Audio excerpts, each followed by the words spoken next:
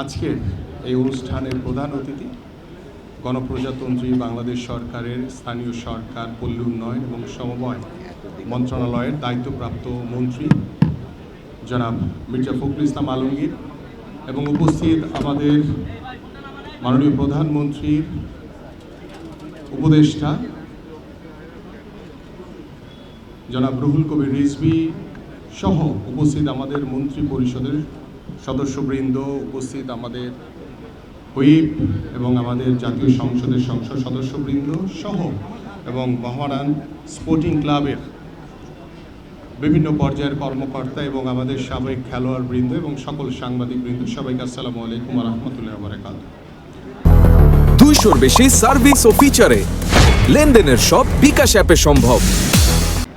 আসলে এই মোহামেডান ক্লাব দিয়ে আমার শুরু হয়েছিল ছোটবেলায়, সেই 94।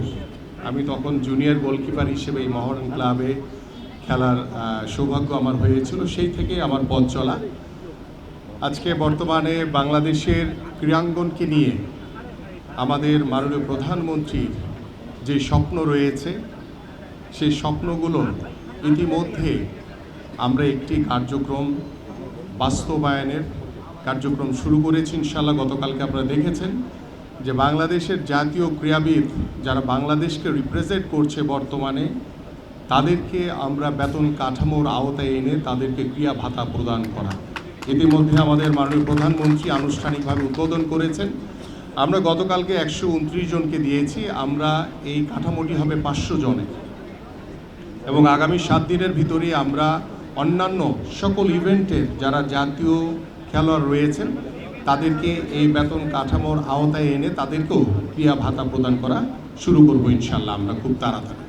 পাশাপাশি আপনারা সকলেই জানেন আজকে এখানে আমাদের মাননীয় মহাসচিব বলছিলেন যে সব পলিটিক্যাল লোকজন এখানে আমরা বসে আছি। আমরা এই কথাটি বলার উদ্দেশ্যটা হচ্ছে যে শুধু মোহামেডান ক্লাব না, আমি এখানে আহ্বানী রয়েছে, আমরাও সেই আহ্বানী ক্লাবে গিয়ে আমরা এখানে দলের ঊর্ধ্বে গিয়ে, রাজনীতির ঊর্ধ্বে গিয়ে আমরা খেলাধুলাকে প্রতিষ্ঠিত করতে চাই। আমরা চাই সেই আহ্বানী ক্লাবকে, সেই আহ্বানী ক্লাব যাতে আবার স্বরূপে ফিরে আসে। আমরা চাই অন্যান্য ক্লাবগুলো রয়েছে তারা যাতে স্বরূপে ফিরে আসে।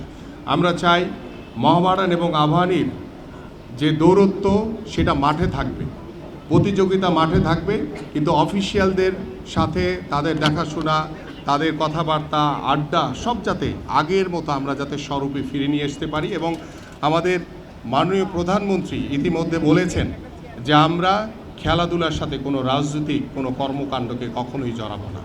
আমরা রাজনীতির ঊর্ধ্বে থেকে আমরা খেলাধুলাকে এগিয়ে নিয়ে যেতে চাই। পাশাপাশি আমাদের আগামীর বাংলাদেশে তৃণমূল পর্যায় থেকে খেলাধুলাকে আমাদের মাননীয় প্রধানমন্ত্রী সর্বোচ্চ গুরুত্ব দিয়েছে।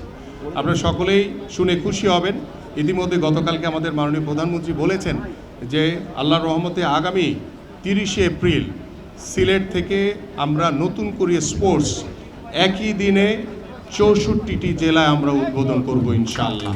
এবং এভাবেই আমরা তৃণমূল পর্যায়ে আমরা একটি সুস্থ জাতি গড়ে তোলার জন্য, একটি মাদক মুক্ত সমাজ গড়ে তোলার জন্য আমরা খেলাধুলাকে সর্বাধিকভাবে অগ্রাধিকার দিয়ে আমরা আমাদের আগামীর প্রজন্মকে এগিয়ে নিয়ে যেতে চাই। আমরা চাই যে আমাদের পারিবারিক ব্যবস্থাপনা, আমাদের সামাজিক ব্যবস্থাপনা এবং সর্বোপরি রাষ্ট্রীয় ব্যবস্থাপনায় ক্রীড়াঙ্গন হবে একটি অন্যতম মাধ্যম, যে মাধ্যমে আমরা আমাদের এই সমাজ ব্যবস্থায় গুণগত পরিবর্তন আনতে পারবো বলে ইনশাআল্লাহ আমরা বিশ্বাস করি। প্রিয় উপস্থিতি, আজকের এই মোহামেডান ক্লাবের এখানে দীর্ঘদিন ধরে আমরা দেখেছি যে রাজনৈতিক বৈষম্যের কারণে এই ক্লাবগুলো অনেকাংশেই অনেকভাবে পিছিয়ে ছিল। আমরা সকল রাজনৈতিক বৈষম্য দূর করে আমরা সকলেই ক্রীড়াঙ্গনের যারা সংগঠক রয়েছেন, যারা খেলাধুলাকে পছন্দ করেন, সেই মানুষগুলোকে দিয়ে